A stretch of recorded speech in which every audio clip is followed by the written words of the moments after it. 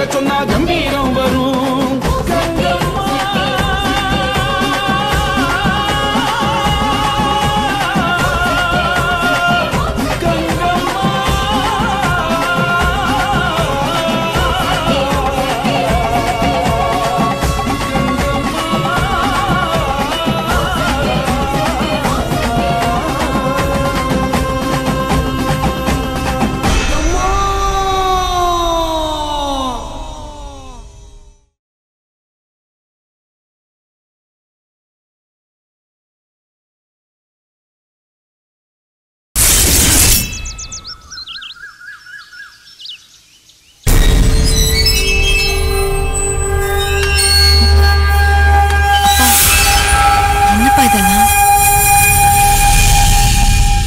வந்த விஷயம் என்னன்னு?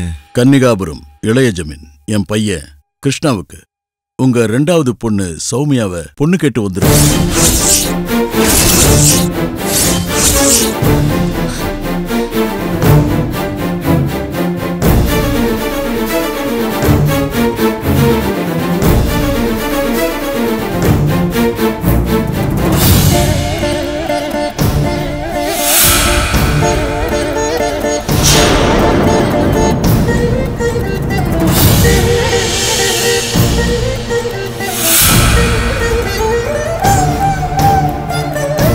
ராமநாதன், வெளியிலேருந்து எத்தனையோ சம்பந்தங்கள் வந்தாலும் என் புள்ள கிருஷ்ணா அதெல்லாம் வேண்டான்னு தட்டி கழிச்சுக்கிட்டே வந்தான். அதுக்கு காரணம் என்னன்னு பார்த்தா, இவன் உங்க பொண்ணு சௌமியாவை மனசார விரும்புறாங்கிற விஷயம் இப்பதான் எங்களுக்கு தெரிய வந்துச்சு. சின்ன வயசுல இருந்தே சௌமியா எனக்கு ரொம்ப பிடிக்கும்.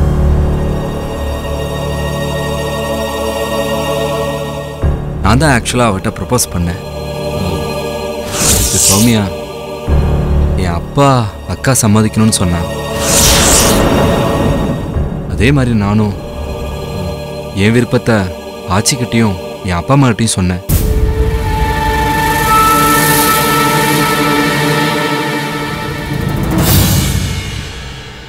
துரை, சின்ன சிறுசுங்க ஒருத்தருக்கு ஒருத்தர் பிரியப்படுறதும், வயசு பொண்ணுங்க வீட்டில் இருந்தா பொண்ணு கேட்டு வர்றதும் இயல்பான ஒரு விஷயம்தான்.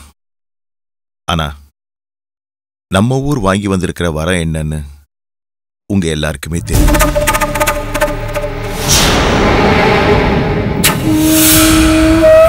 என் பொண்ணுங்களும் இந்த மண்ணில் பிறந்தவங்க தான். அது மட்டும் இல்ல, சௌமியா ஏற்கனவே ஒருத்தனை விரும்பினதும் அதுக்கு பலனா அந்த பையனை நாகமா தீண்டி இறந்து போனதும் இந்த ஊரறிஞ்ச விஷயம். ராமநாதன், எல்லாம் தெரிஞ்சுதான் பொண்ணு கேட்டு வந்திருக்கோம். கங்கம்மா சாபத்தை நினைச்சு இந்த ஊரே பயப்படலாம். ஆனா அலங்கார நாச்சியா எதுக்கும் பயப்படுறவ இல்ல.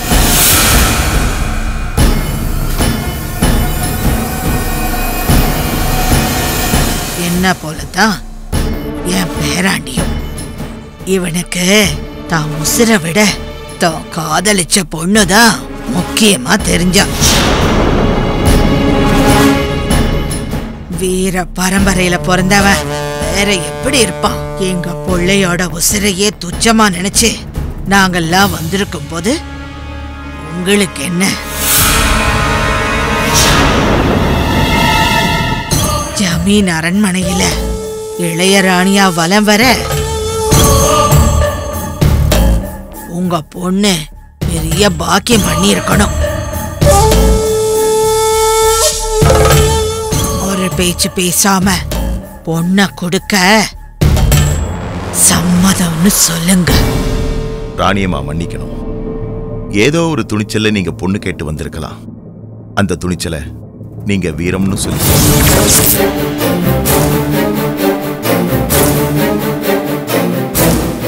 ஆனா பொண்ணை கட்டி கொடுத்துட்டு 48 நாள்ல அவ பூவையும் பொட்டையும் இழந்து திரும்ப வர்றதுதான் நம்ம ஊரோட நிதர்சனம்.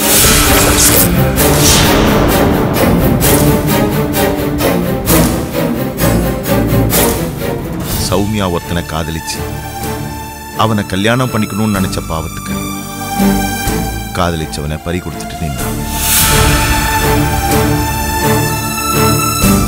கங்கம்மாவோட சாபத்தை நீங்க நம்பாம இருக்கலாம், இல்ல அதை முறியடிக்க ஏதாவது ஒரு ஏற்பாட்டை கூட நீங்க செய்ய நினைக்கலாம். அதை நீங்க வீரம் துணிச்சல்னு எது வேணாலும் சொல்லலாம். ஆனா அந்த வீரமும் துணிச்சலும் எனக்கு கிடையாது. நம்ம ஊரை ஒரு சாபம் பீடிச்சிருந்தாலும் அதுக்கு காரணமான கங்கம்மாவை நாங்க தெய்வமா தான் பூஜிக்கிறோம்.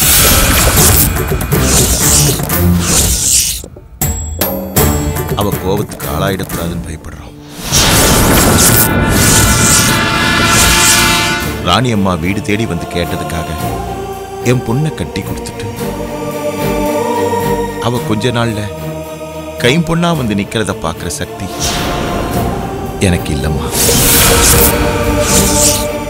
நம்ம ஊருக்கு என் முத பொண்ணு அபிராமியால விமோச்சனம் பிறக்கும்னு சொல்லியிருக்காங்க. அது நடந்து முடிகிற வரைக்கும் நான் காத்துட்டு இருக்க தயாரா இருக்கேம்மா.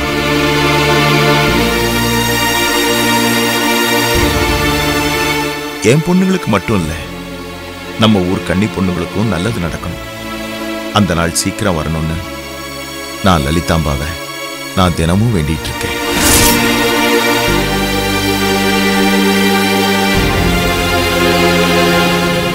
ஏதோ ஒரு தடுமாற்றம்.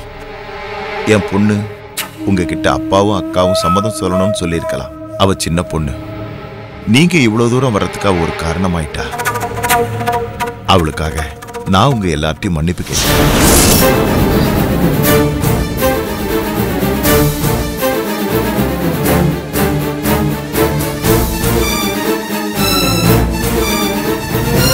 அப்போ நீ ஒத்துக்க மாட்டேல?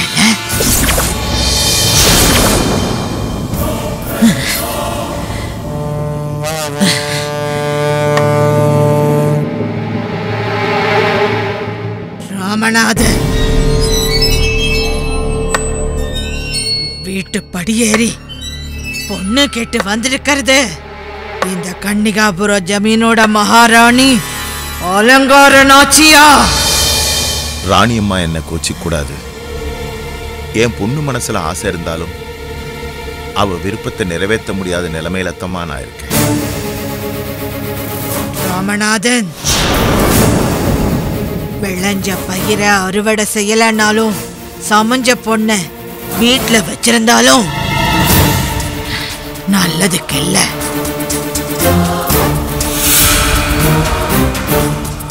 உன் பொண்ண எத்தனை காலத்துக்கு கட்டுப்பாட்டுக்குள்ள வச்சுக்க முடியும் உன்னால? மன்னிக்கணும், என் பொண்ணை பத்தின பயம் எனக்கு இல்ல. எந்த ஒரு சாபமும் இந்த பிள்ளைங்களை எதுவும் செஞ்சிடாதபடி முன்னெச்சரிக்கை நடவடிக்கையோடு தான் இந்த கல்யாணத்தை நடத்தணும்னு நான் நினைக்கிறேன்.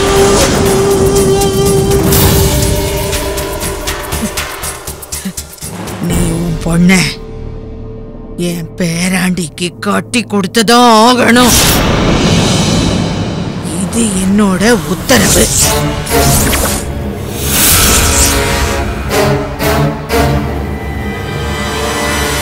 இப்போ ராணியம்மா மேல அதே மரியாதையோட தாமா இருக்கும். உங்க உத்தரவை மதிக்கிறத விட எனக்கு என் பொண்ணு வாழ்க்கை தாமா முக்கியம். முன்னெச்சரிக்கை நடவடிக்கை எடுக்கிறதா சொல்றீங்க. அப்போ கங்கம்மா சாபத்தை நினைச்சு உங்களுக்கும் பயம் இருக்குன்னு தானே அர்த்தம்? உங்க முன்னெச்சரிக்கை நடவடிக்கை என்னவா இருக்கும்னு எனக்கும் தெரியும்.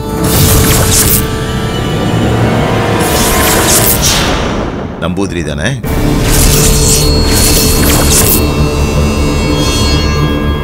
அவர் ஒரு துஷ்ட சக்தி. அவரை நம்புறது மண்குதிரையை நம்பி ஆத்துல இறங்கிறதுக்கு சமம். என் பொண்ணு அபிராமியால நம்ம ஊருக்கு விமோசனம் பிறக்கட்டும். அதுக்கப்புறம் நீங்க கேட்கிற விஷயத்தை பத்தி யோசிக்கலாம். உன் பொண்ணால விமோச்சனம் கிடைக்கிற வரைக்கும் என்னால காத்துட்டு இருக்க முடியாது. உன் பொண்ண கொடுக்கலன்னா நீ பல விளைவுகளை சந்திக்க வேண்டி வரும். 60 வருஷமா கஷ்டப்பட்டுட்டு தானே இருக்கும். இதுக்கு மேலே அனுபவிக்க என்ன இருக்கு? உன் பொண்ணே சொன்னதாலதான் உன் வீட்டு படியேறி வந்திருக்கோம். எங்களையே அவமதிக்கிறியா? ராணியம்மா என் இடத்துல இருந்து யோசிக்கணும். தான் பொண்ணோட வாழ்க்கை கெட்டு போக எந்த தகப்பனும் ஒத்துக்க மாட்டாமா. வாழ வைக்கதான் நாங்களும் வந்திருக்கோம்.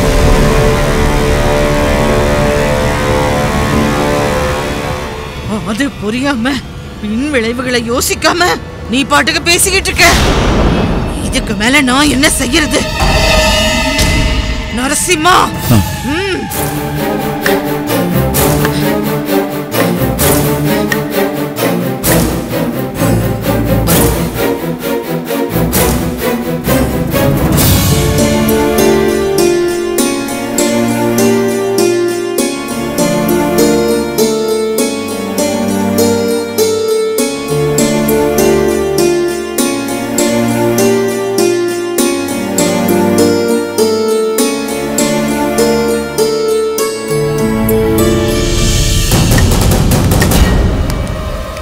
நரசிம்மா, சொல்லுங்க. வெறுமனே வாய் சவடாலா கங்கம்மாவை எதிர்த்தா மட்டும் போதாது. உருவாக்கி வச்சிருக்கிற பயத்தை ஓடிக்கணும். என் உத்தரவை மறுத்து ஒருத்தன் பதில் சொல்றான்னா ஜமீன் மேல இருந்த பயம் போயிடுச்சு. பழைய பயமும் மரியாதையும் திரும்ப வரணும். அதுக்கு இந்த கல்யாணம் நடந்தே ஆகணும். நம்போதரிய வர சொல்லு. சரிங்காச்சு.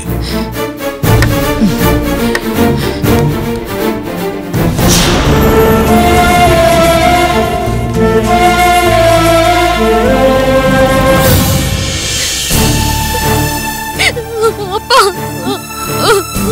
என்ன மன்னிச்சிருங்கப்பா, என்ன மன்னிச்சிருங்க. எழுந்துருமா, எழுந்துரு.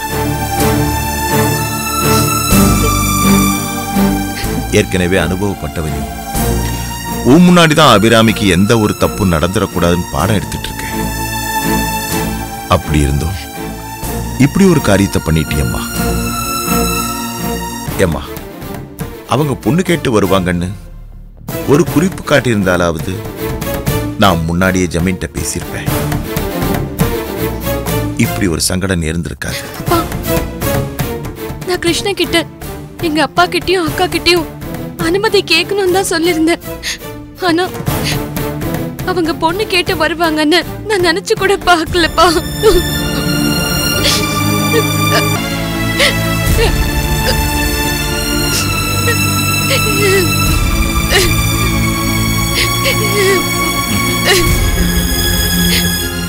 நான் சொல்ல என்னமா இருக்கு? வயசு பொண்ணுங்க, காலாகாலத்துல உங்களுக்கு ஒரு நல்லது நடக்கணும். அந்த லலிதாம்பிகை தான் அம்மா வழிகாட்டணும்.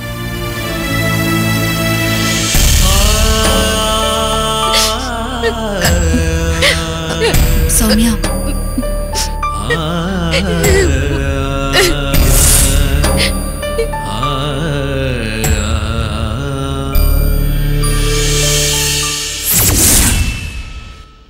மகாராணி எதுக்கும் கவலைப்பட வேண்டாம்.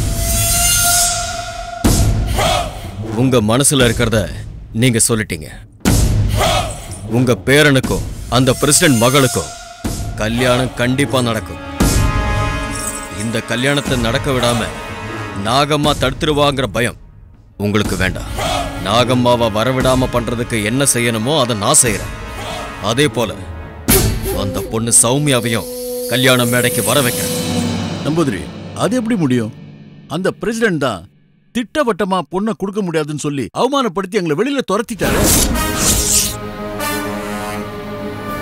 முடியாதுங்கிற விஷயமே கிடையாது. முயற்சி இருந்தா மார்க்கம் கிட்டும். நமக்கு என்ன வேணுங்கிறதுல நாம தீர்மானமா இருக்கணும். நாம எடுத்து வைக்கிற ஒவ்வொரு அடியும் அதை நோக்கிதான் இருக்கணும். നിങ്ങൾക്ക് எந்த சங்கடமும் வேண்டாம். சௌமியா உங்களோட மருமகளா இந்த வீட்டுக்கு நான் வசியம் பண்ணி அவளை மனமேடைக்கு வர வைக்கிறேன். சுவாமிஜி, அது மட்டும் வேண்டாம். நான் ஏற்கனவே உங்ககிட்ட கேட்டுக்கிட்டே தானே, சுயநினைவு இல்லாத அவ கழுத்துல தாலி கட்டுறதுக்கு எனக்கு இஷ்டம் கிடையாது. நாளைக்கு அவளுக்கு வசியம் தெளிஞ்சிருச்சுன்னா அப்புறம் நான் அவளை ஏமாத்துறேன்னு சொல்லி என்னை விட்டு பிரிஞ்சு போயிடுவா, என்னை வெறுத்துடுவா. அப்புறம் நான் காலத்துக்கு அவன் கூட வாழவே முடியாது. அதனால சௌமியாவை எப்படியாவது பேசி சம்மதிக்க வச்சு அவளை இங்க வர வைக்கிறதுக்கு என்ன வழியோ அதை மட்டும் பண்ணுங்க. 1000 பொய் சொல்லி ஒரு கல்யாணத்தை பண்ணலாம்னு சொல்லுவாங்க. பிரம்மம் ராஜாபத்தியம், ஆரிடம், தேவம், காந்தர்வம், அசுரம், ராட்சசம், பைசாம்னு 8 வித விவாக முறைகளை பெரியவங்க வகுத்து வச்சிருக்காங்க. அதுல ஒண்ணுதான் நாம பிரயோகிக்கிறது. சௌமியா உன்னை மனசார விரும்பிட்ட, உன்னை கல்யாணம் பண்ணிக்கவும் சம்மதிச்சிட்டான். அவ அப்பா மட்டும் சம்மதிக்கல. அந்த ஒரு தயக்கம் தான் இப்ப அவகிட்ட இருக்கும். வசியம் தெளிஞ்சு நடந்த கல்யாணம் பத்தி தெரிய வரும்போது அவ உன்னை கோச்சிக்க மாட்டான். அவ மேல உனக்கு எவ்வளவு பிரியம் இருந்தா தான் உயிரியே பணையம் வச்சு என்னோட உதவியோட இவ்வளவு பெரிய காரியத்தை செய்திருப்பேன்னு அவளுக்கு உன் மேல மதிப்பு கூடும். உன் காதலையே ஏத்துக்காத அவளை நீ அவ மேல வச்சிருக்கிற பிரியத்தை புரிய வச்ச மாதிரி என்னால அப்பா அவளுக்கு புரிய வைக்க முடியும். கழுத்துல தாலி ஏறினதுக்கு அப்புறம் நீ அவளோட புருஷனை பிரிஞ்சு போற முடிவை எந்த பொண்ணும் அவ்வளவு சுலபத்துல எடுக்க மாட்டான். நிச்சயமா அவவும் கூட சந்தோஷமா குடும்பம் நடத்தும். உனக்கு அதுல எந்த சந்தேகமும் வேண்டாம். இப்போ நீ ஞான் பறைந்த மாதிரி செய். அதுதான் உனக்கு நல்லது. வேற வழி இல்லை. அதனால இப்போதைக்கு அவளை வசியம் பண்ணி வர வைக்கிறத தவிர வேற மார்க்கம் ஏதும் இல்லை. ஆனா பொண்ணை பெத்தவங்க வேடிக்கை பார்த்துட்டு சும்மா இருப்பாங்களா? என்ன செஞ்சிருவாங்களா? என்ன செஞ்சிருவாங்களா? அவங்களையும் மதிச்சு பொண்ணு கேட்டு போனோம்ல, அந்த பிரசிடென்ட் என்ன மரியாதை கொடுத்தான்? இத்தனை காலத்துல ஜமீன் அடுத்த வீட்டு படி ஏறினது உண்டா? இத செய்ய அத செய்யு நாம கேட்டிருக்கோமா? எல்லாருக்கும் இந்த ஜமீன் மேல இருந்த பயம் போயிடுச்சு. தாலி கட்டுற வரைக்கும் தான் அவ ராமநாதனோட பொண்ணு. தாலிய கட்டிட்டா இந்த ஜமீனோட மருமக. அவளை உரிமையோ உறவோ கொண்டாடிக்கிட்டு யாரும் இங்க வர முடியாது. நாளைக்கு நடக்க போறத பத்தி எனக்கு கவலை கிடையாது. என் பேராண்டி ஆசைப்பட்டுட்டா. இந்த கல்யாணம் நடந்தே ஆகணும். அது மட்டும் இல்ல, நாம கேட்டு அவன் தர முடியாதுன்னு சொன்னான்ல, நம்மள அவமானப்படுத்தினான்ல, அந்த ராமநாதனுக்கு சரியான பதிலடி கொடுக்கணும். இந்த ஊர் பொண்ண கல்யாணம் பண்ணி என் பையன் உயிருக்கு ஏதாவது ஆபத்து வந்துச்சுன்னா? ஆஹா, ஜமீன்தாரணி அம்மா, அந்த பயம் உங்களுக்கு வேண்டாம். முத்துக்குள்ள இருந்து நாகம்மா வெளியில வந்தாதானே நாம உயிரை பத்தி கவலைப்படணும். அதை வரவிடாம என்ன செய்யணுமோ அதை நான் செய்வேன். கங்காவோட சாபத்தின் படி 48 நாளை கடந்துட்டா அதுக்கப்புறம் உங்க புள்ள உயிருக்கு எந்த ஆபத்தும் கிடையாது.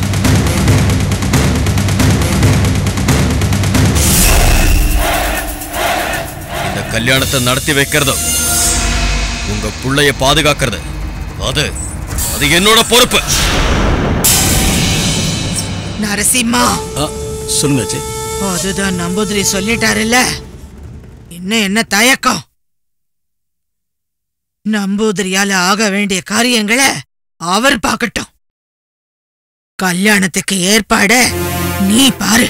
நம்பூதிரி சொன்னதும் நாள் குறிச்சு கல்யாணத்தை இந்த அரண்மனையிலேயே வச்சுக்கலாம். சரியாச்சு. நம்பூதிரி, உன்னை நம்பித்தான் காரியத்துல இறங்குறோம். கல்யாணத்துல எந்த ஒரு பாதகமும் வரக்கூடாது. முக்கியமா என் பேராண்டி உயிருக்கு எந்த ஆபத்தும் வந்துடக்கூடாது. நல்லா புரிஞ்சுக்கோங்க. புரிஞ்சது மகாராணி. என் மேல நீங்க வச்சிருக்கிற அதீதமான நம்பிக்கையை நிச்சயம் நான் காப்பாத்துவேன். கல்யாணம் நடக்கும். உங்க பேராண்டி உங்க ஆசீர்வாதத்தோட சீரும் சிறப்புமா வாழதான் போறார்.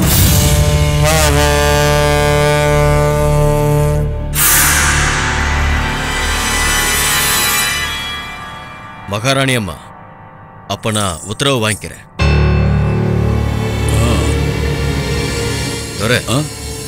நான் போயிட்டு வரேன்.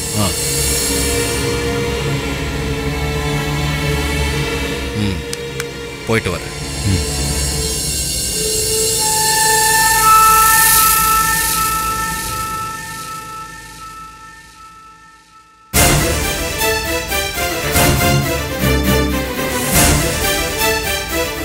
அக்கா, என் பேரனோட கல்யாணத்தை நடத்தி காட்டி உன் கொட்டத்தை அடக்கி சாபத்தை ஒழிச்சு கட்டுறேன்.